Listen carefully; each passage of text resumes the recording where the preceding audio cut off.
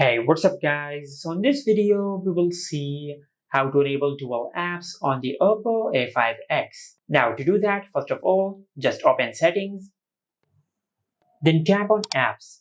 From here, tap on app cloner, and from here you can find some social media apps for which you want to create a clone of. Just tap on the app, then enable create app clone. And once you do that, you will create a clone of the selected app. But if you cannot find your specific app in this list, just tap on other apps. And from here, just select the app for which you want to create a clone of.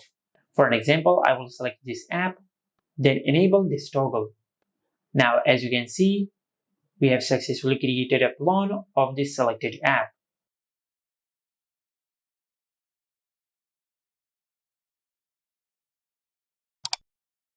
And this is how you can enable dual apps on the Oppo A5x. Make sure to like, comment, and subscribe. Thank you for watching.